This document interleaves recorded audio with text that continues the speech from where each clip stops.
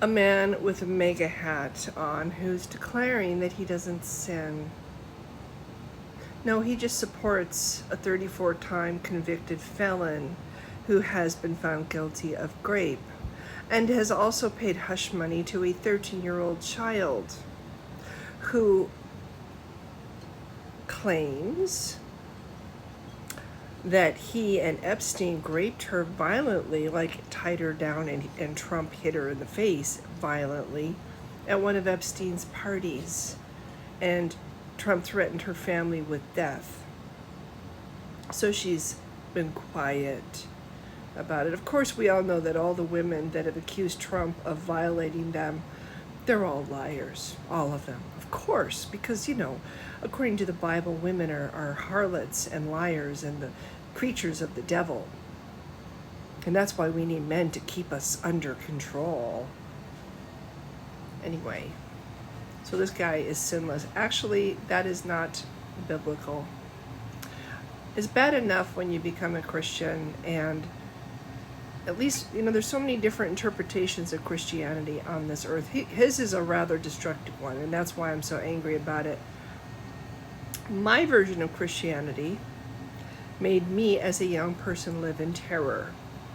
Every time I went to bed at night, I would worry that I didn't get all the things that I had done wrong. I didn't bring them all to Jesus and ask Jesus to forgive me for those sins. Because in every version of Christianity I have ever heard of, we are all sinners. All have sinned and fallen short of the glory of God. We are all sinners. There's nothing in the Bible that says you don't sin once you become a Christian. That's BS. The only one that has ever lived, supposedly, this is according to the Christian cult universe, the only man who's ever lived on this planet who didn't sin was Jesus himself. He was sinless. He was perfect. He was the little lamb without blemish who was put onto the altar and had his blood shed for all of us. Right. But we are sinners. All of us, we sin. Pretending that sin is a thing, which it isn't, because sin is it's man-made. It's a religious tool. People make mistakes. We're flawed. We make mistakes, and religion exploits that fact and tries to guilt trip us into thinking that we deserve to be tortured forever for making mistakes. That's what religion does. But Christians make mistakes just as much as non-Christians do. They call it sin. It's really just making mistakes or doing things wrong, because some people do things wrong on purpose. But it's just doing things wrong, and when you do things wrong, you suffer consequences, and that's how you learn. Moving on. There's no guy in the sky writing a list of all your bad things so that when you die, you have to stand before him and he'll smite you and put you in hell, and where you will burn forever. But I can't even imagine when, like I said, as a child, I lived in fear that I would forget to apologize or ask Jesus to forgive me for one of the sins I did during my day. This guy would have you believe that you are not a Christian at all if you are sinning. When I was a Christian, I would have people tell me, well, you might be a Christian, but you have to be really sincere when you ask Jesus into your heart, otherwise it doesn't take. So every night when I prayed, I would reaffirm my life over and over and over. By the way, I want to be a Christian. I want to be your child. I want you to come into my heart and be the Savior, my Savior and my Lord. Every night I would ask Jesus into my heart, just to be safe, because I for sure wanted to be saved.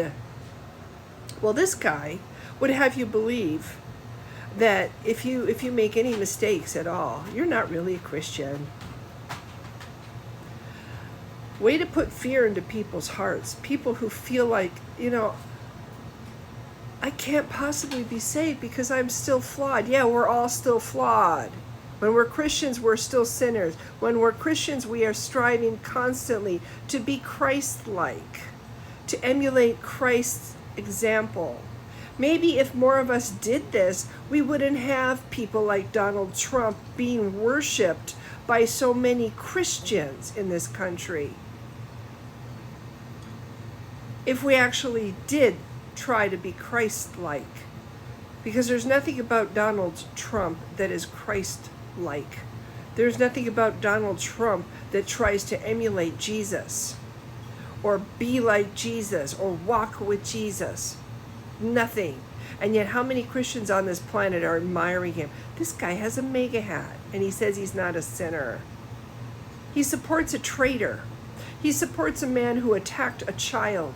He supports a man who attacked women, who ogled young girls in dressing rooms because he could, who brags about assaulting women because he could, who has lied habitually to the American people and has gotten away with it, who has given out national secrets to our enemies like it's no big deal.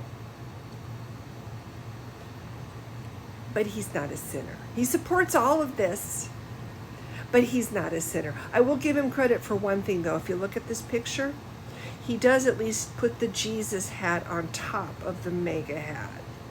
Ooh, I guess we're not completely lost yet.